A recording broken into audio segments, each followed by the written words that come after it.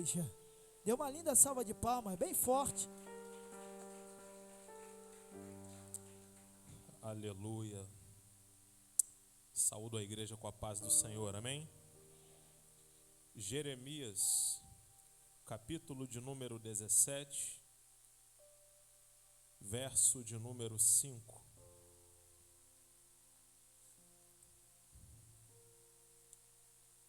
Jeremias, pode abaixar um pouquinho, por favor? Obrigado. Jeremias, capítulo 17, verso de número 5. Complementando ao que o pastor falou, hoje a gente está sem a tela, mas já está resolvido. Quinta-feira já chega um computador novo para a gente, tá? O Senhor é bom, o Senhor é fiel. Repita comigo, enraizados em Cristo. Repita comigo, enraizados em Cristo. Agora repete comigo, eu sou um enraizado. Eu sou um enraizado. O texto diz assim, verso 5. Tem como abaixar mais, gente? Está muito alto. Obrigado. Verso 5. Assim diz o Senhor: maldito o homem que confia no homem e faz da carne o seu braço e aparta o seu coração do Senhor. Porque será como o arbusto no deserto e não verá quando vem o bem. Antes morará nos lugares secos do deserto, na terra salgada e inabitável. Bendito o homem que confia no Senhor e cuja confiança é o Senhor.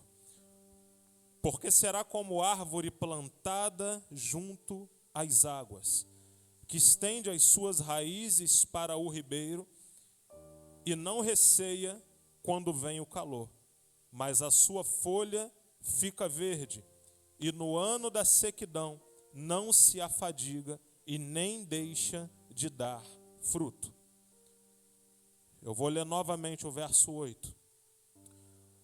Porque será como a árvore plantada junto às águas, que estende as suas raízes para o ribeiro, e não receia quando vem o calor, mas a sua folha fica verde, e no ano da sequidão não se afadiga e nem deixa de dar fruto.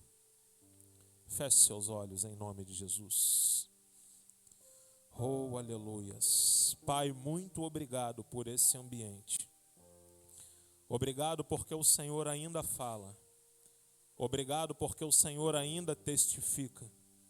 Obrigado, Pai, porque a Tua palavra e a Tua revelação é fiel. Pai amado, eu Te agradeço, porque o Senhor me tirou do império das trevas e me transportou para o reino do Filho do Seu amor. Mas eu quero Te pedir ainda mais, Pai, porção dobrada do Teu Espírito para ministrar a Tua palavra. Porção dobrada, Pai amado, do Teu poder. Porção dobrada da Tua unção.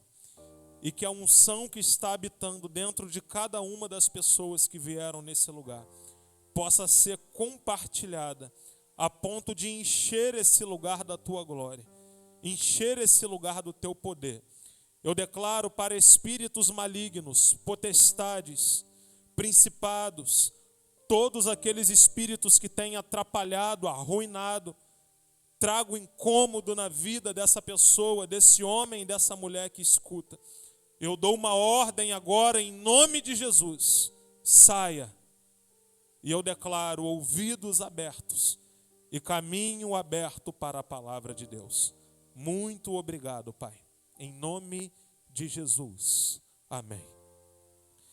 Repita comigo mais uma vez. Enraizados em Cristo. O livro de Jeremias, ele profetiza acerca do momento mais vergonhoso da história do povo de Israel, que é o cativeiro babilônico. Alguns profetas foram usados por Deus antes desse cativeiro chegar. Outros profetas foram usados dentro do cativeiro e outros profetas foram usados pós cativeiro. Pessoas foram usadas antes, durante e depois, com o objetivo de trazer o povo de novo para a adoração a Deus. Todas as vezes que Deus, ele prepara a condenação de um povo desobediente, Deus, ele nunca vai fazer isso sem antes usar um profeta para antes vir avisando. Deus nunca vai levar o seu povo a um ambiente de condenação sem antes avisar. Avisar qual está sendo o motivo, avisar o porquê que isso está acontecendo, avisar a causa raiz de um problema. E é nesse contexto que Jeremias ele foi usado. Mas pastor, a gente está na nova aliança. E que tipo de condenação existe hoje para o pecado do povo? A pior de todas, que é o inferno. Todo pecado resulta em uma condenação. Seja essa condenação espiritual e eterna, seja essa condenação física e passageira, mas o propósito de Deus é sempre alertar os seus filhos, alertar o seu povo sobre algo que está por vir. E quando nós falamos do cativeiro babilônico, que Jeremias ele profetizou, nós falamos sobre o período mais vergonhoso, mais destruidor e o período mais impactante da história de Israel. Para começar, dentro desse cativeiro, foram cumpridas as profecias que estavam no livro de Números e no livro de Deuteronômio. Profecias que falavam sobre a condenação de pessoas que deixassem de servir a Deus para servir a outros ídolos. O que aconteceria com pessoas que deixassem de servir a Deus para servir a outro ídolo? Essas pessoas seriam escravas de outros povos que as cercassem. Outra penalidade que ocorre e que Jeremias profetiza, que também vem de encontro com o livro de Deuteronômio, era a lei do sábado que existia naquela época. A cada 6 anos trabalhados, o 7º ano seria de descanso. A cada 60 anos trabalhado, o ano 70, dentro da casa dos 70, seria de descanso. E todas as vezes que o homem não deixasse essa terra descansar, esse homem receberia como punição ser retirado dessa terra para que essa terra descansasse sozinha. Só para você entender, no cativeiro babilônico, as 2 penalidades foram aplicadas. O povo serviu de escravo a outro povo e o povo foi retirado da sua terra durante 70 anos para pagar pelos pecados que eles cometeram contra o Senhor. Mas o que essa palavra revela para nós? Quando Jeremias ele profetiza acerca do cativeiro, ele profetiza também acerca do tempo do cativeiro, mas ele também profetiza algo grandioso. Ele profetiza que dentro daquele cativeiro haveria pessoas escolhidas, que mesmo dentro daquele lugar elas continuariam adorando ao nome dele. Que haveriam pessoas dentro do cativeiro que não iria se esquecer do nome dele, que iria se manter fiel, independente do cativeiro. E a grande maioria das pessoas que estavam no cativeiro, observe, a minoria seria pessoas, elas dançariam conforme a música. Elas estariam em um lugar, mas elas iriam se comportar de acordo com a cultura do lugar. Mas em contrapartida, existiriam pessoas que estariam dentro de um ambiente, mas elas não se comportariam de acordo com aquele ambiente. Esse é o coração do Senhor.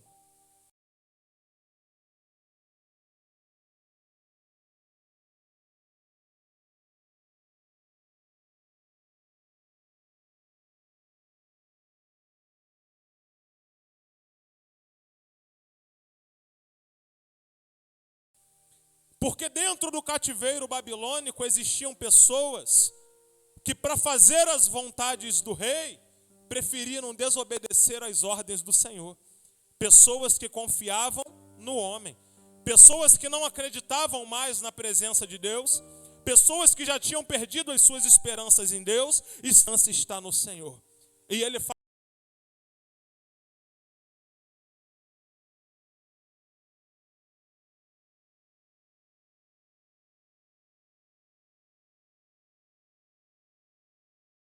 faz uma comparação.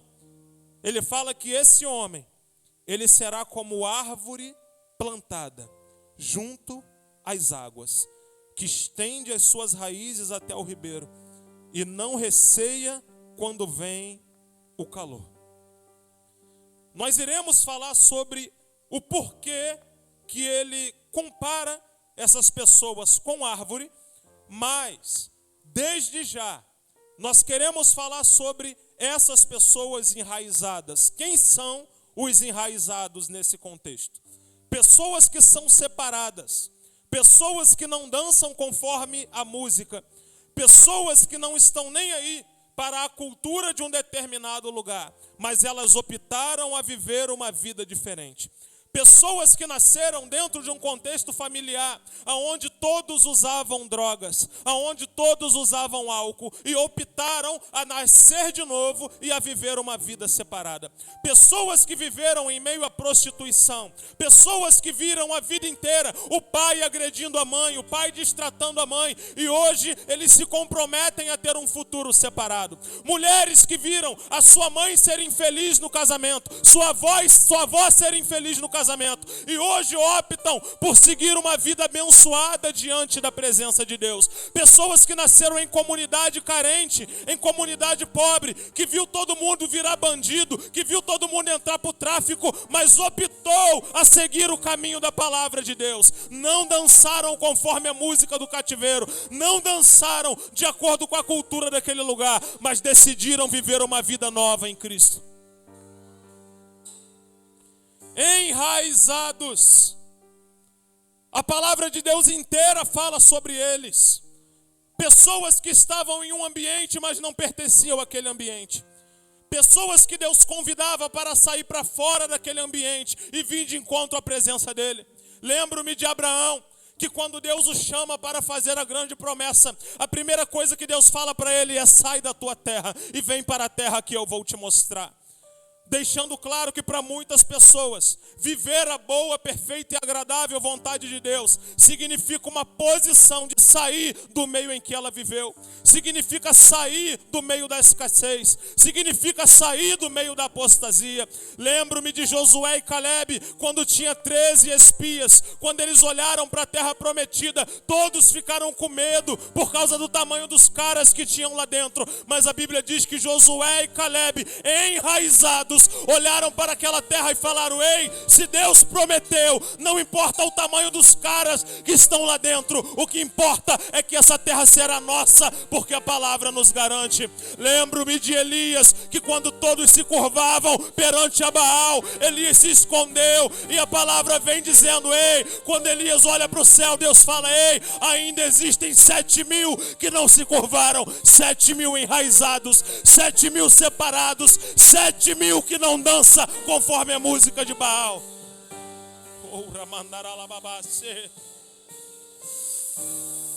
Aquele que é arraizado já está sentindo a presença de Deus. Aquele que reconhece que foi separado de um lugar maligno. Aquele que reconhece que foi retirado desse império que te cercava, desse império que te limitava, desse império que fazia você viver de acordo com as suas emoções. Deus está te falando: aí, eu estou te chamando para fora. Oh, aleluias. E dentro do cativeiro babilônico, pastor,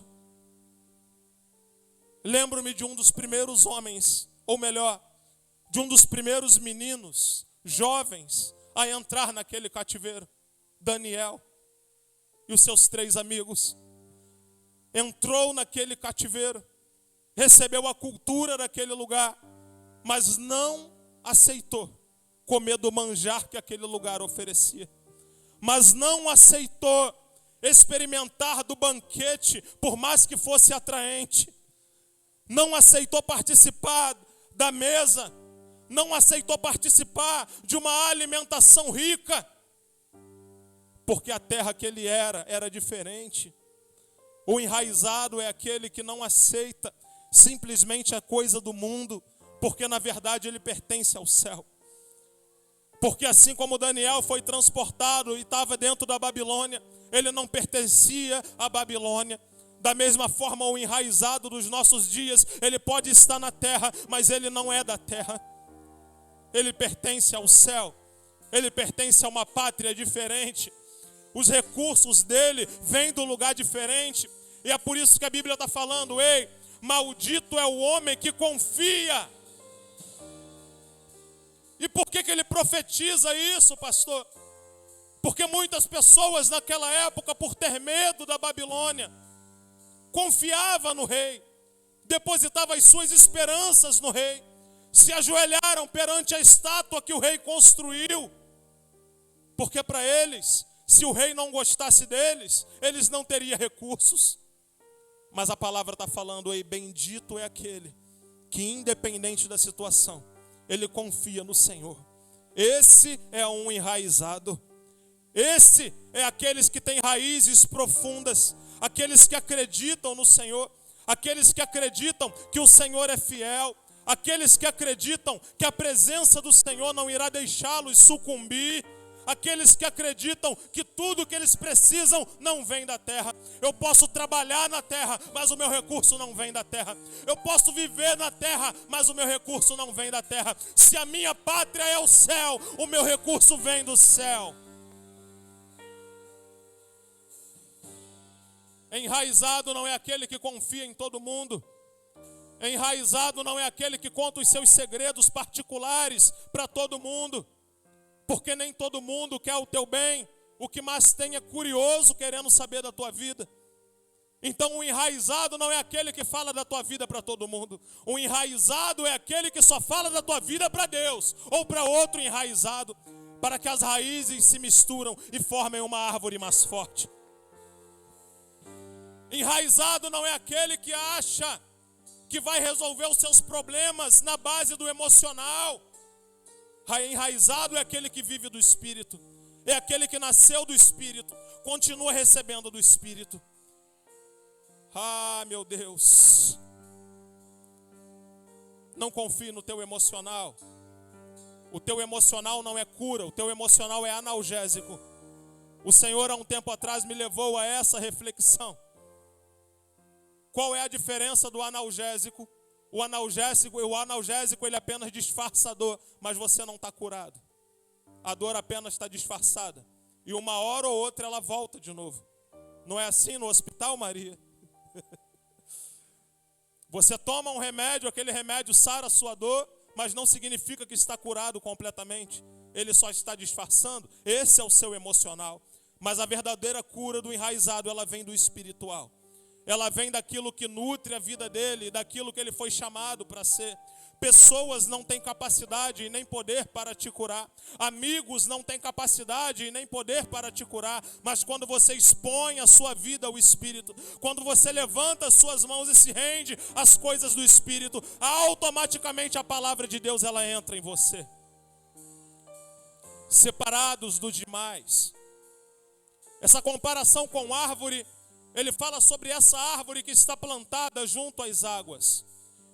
E se nós lermos Salmo, capítulo de número 1, o primeiro Salmo, a Bíblia vai falar: bem-aventurado é o homem que não anda segundo o conselho dos ímpios, não se detém no caminho dos pecadores e nem se assenta na roda dos escarnecedores, mas antes ele tem o seu prazer na lei do Senhor e nela medita dia e noite. Ele será como árvore plantada junto a ribeiro de águas,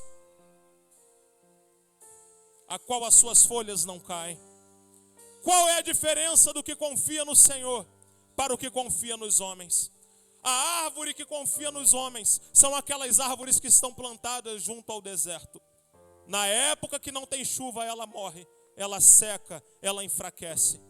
Na época que vem o vento, vem a erosão, essa erosão derruba essa árvore, ela não tem raiz firmada em terra firme. Mas a Bíblia vai falar sobre essa árvore plantada junto às águas. A Bíblia vai falar que ela estende as suas raízes até as águas. Ela tira nutriente das águas. E independente da estação do ano, ela continua sendo uma árvore saudável. É por isso que Jeremias faz questão de falar. Ela continua, mesmo no tempo da sequidão, ela continua produzindo fruto, porque ela é saudável. Aleluias. Enraizados são aqueles que já entenderam que eles não necessitam de intervenção humana. Eles não necessitam de confiar em outros homens.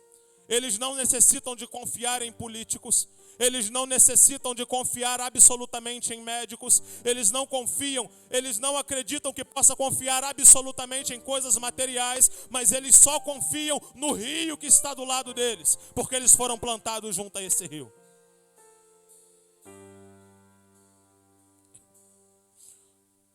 Outra característica dos enraizados: por terem raízes saudáveis, eles suportam o vento e a seca. Enquanto os outros que não são enraizados caem no meio de qualquer turbulência e no meio de qualquer tempestade, aqueles que são enraizados permanecem de pé. E não só de pé, mas permanecem de pé e frutificando.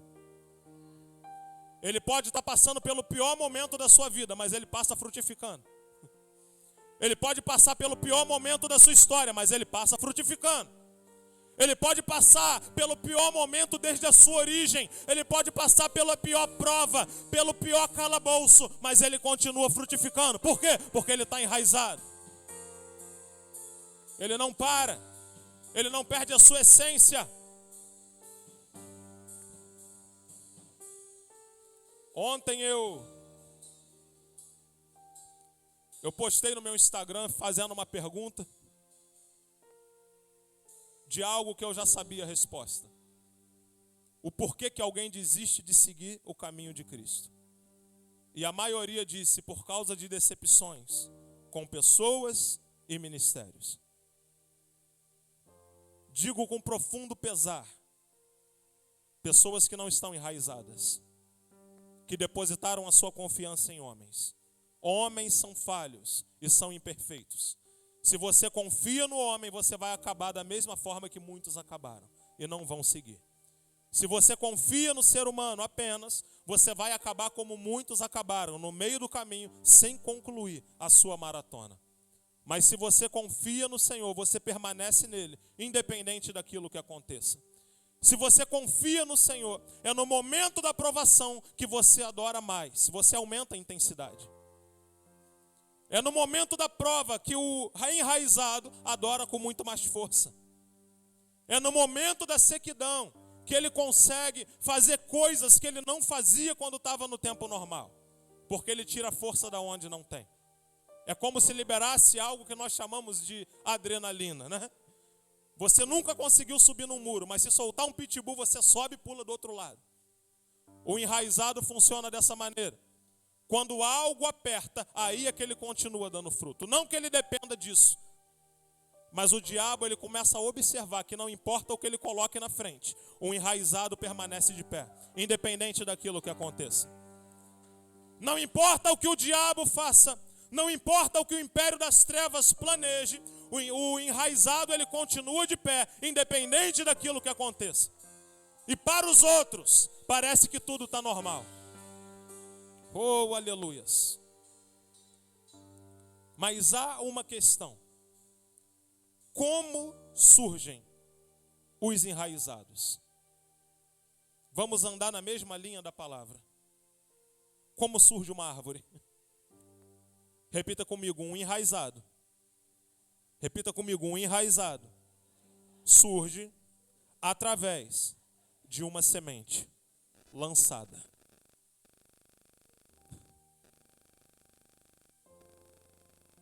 No início é só um punhado de terra até lançarem uma semente. No início é só uma matéria quase imperceptível até que lançam uma semente. E a Bíblia chama a palavra de Deus de semente. A semente quando é lançada. No livro de Lucas, capítulo de número 8, a palavra de Deus ela vai classificar 4 tipos de pessoas que escutam a palavra de Deus. 4 terras, 4 locais aonde a semente de Deus ela é lançada. Todos que estão no ambiente recebem a mesma semente. Só que nem todos terão o mesmo resultado, por causa dessas 4 diferenças. E quando Jesus fala essa parábola, a primeira característica de pessoas que ele fala é daquelas que estão juntos ao caminho. São aqueles que até podem estar aqui, mas por algum motivo a sua mente ainda está lá fora. São aqueles que até estão perto do caminho, mas ainda estão tão preocupados com as coisas lá de fora, ainda estão tão apegados, ainda estão tão inseguros, que a Bíblia vai dizer que o diabo aparece e rouba essa palavra. O diabo tem poder de roubar de você tudo o que você está ouvindo essa noite, a partir do momento que a sua mente não está aqui dentro. O diabo, ele tem o poder de vir roubar e você nem se lembrar daquilo que foi ministrado. São aquelas que não estavam junto ao caminho. E o segundo tipo de pessoas são as que caíram sobre a terra. São aqueles que a palavra diz que eles ouvem, guardam, mas eles não conseguem manter na hora da provação. São aquelas pessoas que até escutam a palavra, mas quando a hora da provação vem, elas não têm fôlego, não têm força, elas não guardaram a palavra. Repita comigo: eu preciso ouvir e eu preciso guardar. Como assim guardar, pastor? O salmista dizia: guardei a tua palavra no meu coração, para não pecar contra ti. E o engraçado é que o salmista escreveu isso muito tempo antes de Jesus falar essa parábola. O salmista sabia que se ele não guardasse a palavra de Deus, o pecado iria fazê-lo sucumbir. O salmista sabia que se ele não guardasse a palavra de Deus, ele não teria força suficiente para se manter de pé quando a pressão viesse. O salmista sabia que só permanece de pé aqueles que conseguem guardar essa palavra.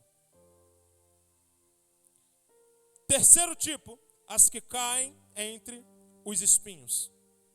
São aquelas que a Bíblia diz que cai, ela começa a crescer, só que ela está entre os espinhos sufocam e ela para de crescer.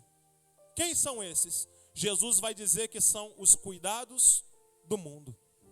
São aquele que está tão apegado ao mundo, e aqui eu gostaria de dividir esse mundo em duas partes. São aqueles que às vezes estão tão ocupados com as coisas do mundo. Eu não vou buscar Deus porque eu tenho muito trabalho para fazer hoje. Eu não vou na palavra porque hoje eu tenho muita coisa para fazer, eu tenho muitos afazeres. Ou seja, eles estão tão preocupados que eles não conseguem se desenvolver e não crescem. Param num determinado limite, caem e morrem. Por que isso? Porque o cuidado com o mundo ainda está sendo grande. A maioria tem mais zelo com as coisas do mundo do que com as coisas de Deus. A maioria possui mais zelo com aqueles que estão perto dele do que com aqueles que estão em Cristo. E aí entra o novo nível. Muitos querem servir a Deus, se entregar ao Espírito, mas ainda fica preocupado com o que os amigos vão achar dele. Não consegue crescer, não frutifica. São aqueles que falam assim: ei, eu quero me entregar para o Senhor, mas eu tenho medo do que os amigos vão achar de mim. Na prática, né? São aqueles que está no culto, entra no manto, mas quando vem um amiguinho visitar a igreja, ele não entra mais porque fica com vergonha de entrar no manto. Isso não acontece? Os cuidados do mundo começam a minar a vida com Deus, sabe? Os cuidados com pessoas que é tão limitadas quanto a nós, começa a impactar a vida com Deus. Mas existe um quarto tipo de pessoas que vai se transformar no enraizado. É o que a Bíblia chama de boa terra. A Bíblia vai dizer que essa semente caiu numa boa terra. E quando ela caiu nessa boa terra, essa semente ela se reproduziu, cresceu, nada fez ela parar de crescer e ela começou a frutificar. Frutificar. Frutificar. Por quê? Porque a semente achou uma terra boa. Que tipo de terra é você essa noite? Será que você é uma terra seca, cheia de pedra? Será que você é aquela que está entre os espinhos da sua vida? Ou será que você é aquele que se libertou de tudo e está de peito aberto falando: hoje eu sou uma boa terra para receber essa palavra? Se você for uma boa terra, a palavra de Deus, ela vai frutificar em você. Se você for uma boa terra, a palavra de Deus, ela te alcança onde você estiver. Hebreus capítulo 4, verso 12. Porque a palavra de Deus é firme e eficaz e mais penetrante do que qualquer espada de 2 gumes. E ela penetra até o ponto de divisão da alma, do espírito, juntas e medulas, e discerne pensamentos e intenções do coração. Meu Deus. Provérbios 4, 22. Filho, ouve atentamente as minhas palavras, guarda-as no mais profundo do teu coração, porque elas são vida para o que a encontra e saúde para todo o seu corpo. Sabe por que muita gente não tem saúde? Porque não guardou a palavra o suficiente. A palavra de Deus é saúde. A palavra de Deus é recurso. Deus é saúde, Deus é recurso. É por isso que na Bíblia ele se denomina como Jeová Rafá, o Senhor que cura. O Jeová Jirê, o Deus da provisão. O que ele está falando? Se aproxima de mim porque eu sou o que você precisa. Você precisa de cura, se aproxima dele porque ele é a cura. Você precisa de provisão, se aproxima dele porque ele é a provisão. Ele não vai te dar provisão, ele é a própria provisão. É melhor se aproximar do que apenas pedir, né? Quando você se aproxima da cura, se aproxima da provisão, automaticamente sua vida é transformada. Meu Deus.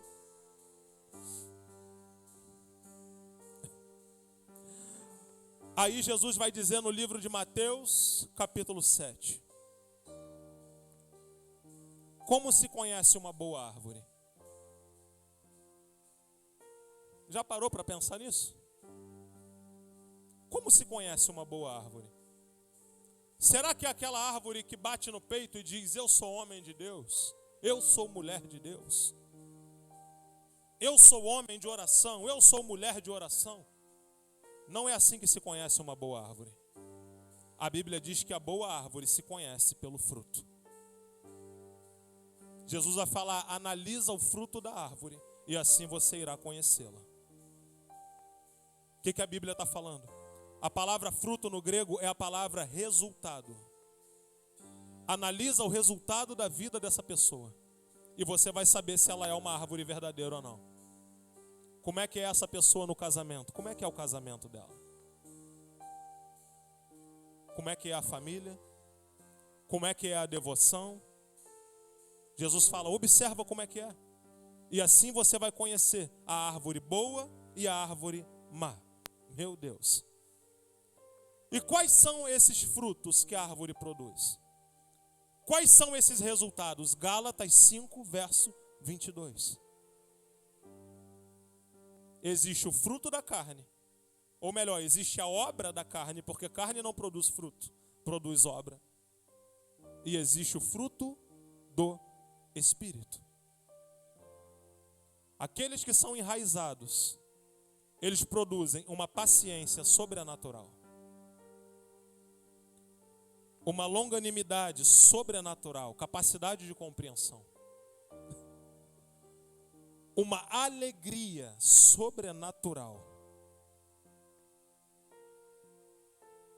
E quando você para analisar o fruto da carne e a obra do Espírito, você vai entender que tudo isso se resume em coisas passageiras e coisas eternas. A carne é passageira, o Espírito é eterno.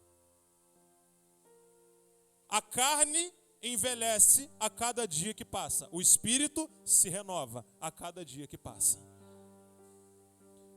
Obra da carne, coisas que acabam. Fruto do Espírito, coisas eternas. Obra da carne, paixão. Acontece debaixo de uma empolgação, mas daqui a pouco tempo ela acaba.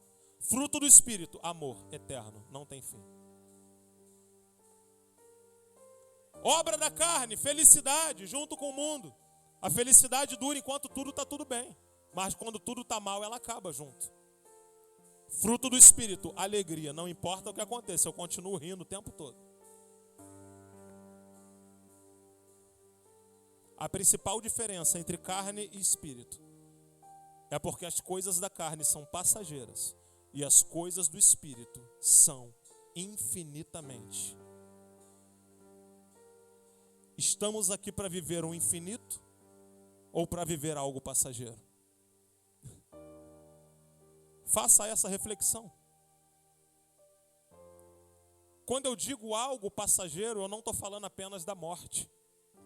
Eu estou falando de tudo que acontece na sua vida que acabou e você ficou se perguntando o porquê. Por que tal amizade acabou? Porque não era de Deus. Às vezes foi até livramento, né? Por que certas pessoas saíram da sua vida? Porque era passageiro.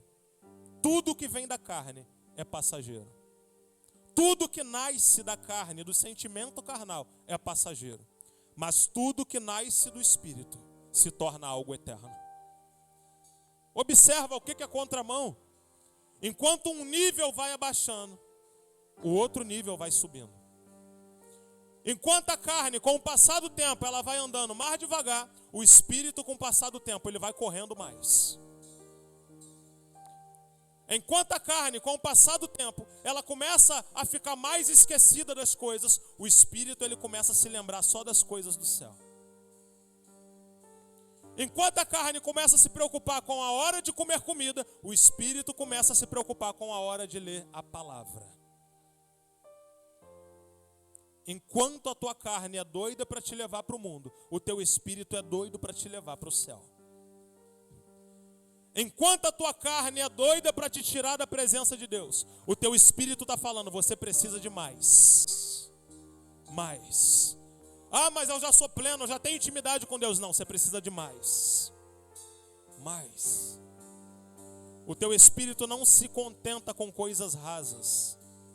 O teu Espírito se contenta com coisas profundas. Agora vamos ao mistério do rio. Por que essa árvore só dá certo quando ela é plantada junto às águas? Nós já explicamos num ponto de vista científico que a árvore que está plantada junto aos rios, a raiz dela começa por baixo da terra, pegar a direção das águas, ela alcança as águas e ela começa a se alimentar daquelas águas. Mas no ponto de vista espiritual, a Bíblia vai dizer no livro de João, capítulo de número 4, que uma mulher estava tirando água. Olha como é que é forte. E Jesus disse, se beber da água que eu lhe der, você nunca sentirá sede. Porque se você beber dessa água, nascerá uma fonte que brotará. Que brotará. Rios de águas vivas nascerá do seu interior. Aí lá em Apocalipse, quando João tem a visão dos 24 anciãos e um assentado semelhante ao Filho do Homem, ele vai dizer que do lado direito do trono nasce um rio que vem escorrendo, banhando toda a cidade santa. O rio que flui a presença de Deus é tudo que uma árvore precisa para crescer saudável. Aí a gente volta para a nossa compreensão. Uma árvore que está plantada longe do rio, ela precisa de alguém para ir lá e regar ela todos os dias. Mas a árvore que já nasceu junto ao rio, ela simplesmente estende as suas raízes. E ela mesma começa a absorver aquilo que ela precisa. O que a palavra está falando? O que você precisa não virá de homens. Virá do rio. O que você precisa de verdade, homem nenhum pode te dar. Mas o rio pode te dar. E por causa dessas águas, ela cresce uma árvore saudável. Frutifica. E se torna visível para todos. Só que algo pode acontecer no meio do caminho. E eu já quero finalizar, por causa da hora. Às vezes acontece dessa árvore ser cortada. E o corte dessa árvore, ele acontece no tronco, porque o tronco é visível. Só que o segredo da árvore saudável não é aquilo que é visível. É aquilo que ninguém pode ver, porque está embaixo. O segredo da tua vida com Deus não é aquilo que todo mundo está vendo, mas é aquilo que está no secreto, que só você sabe. O segredo da tua vida com Deus não é uma imagem que você passa, talvez numa ministração, ou talvez em cima do altar, mas o seu segredo com Deus é aquilo que você carrega no secreto. É por isso que a Bíblia diz, quando for orar, entra no seu quarto, fecha a porta.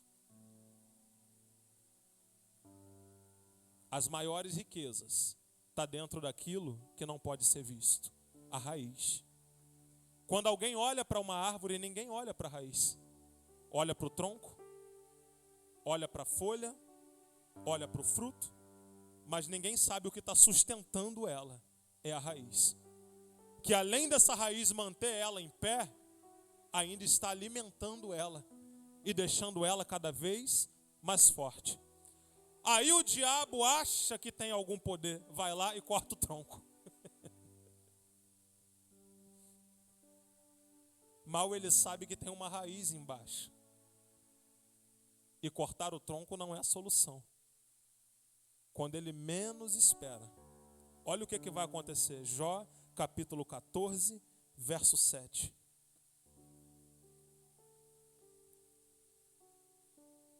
Olha o que vai acontecer, querido. O processo.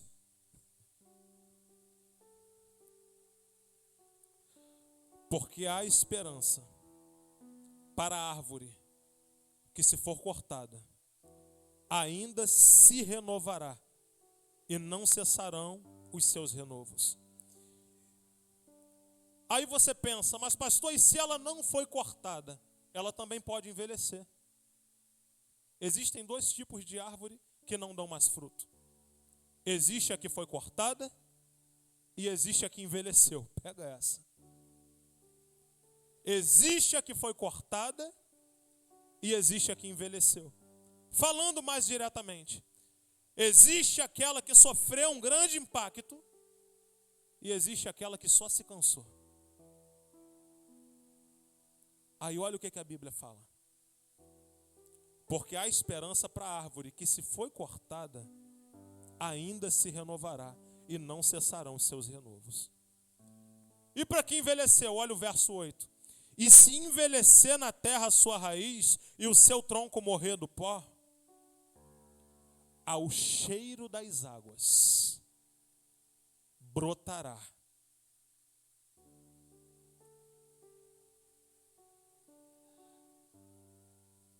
Para quem é enraizada, só o cheiro. Só o cheiro do rio passando.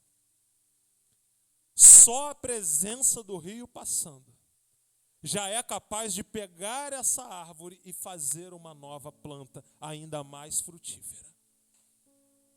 Meu Deus. Tudo que você precisa nessa noite é a presença do Senhor. Se coloque de pé em nome de Jesus.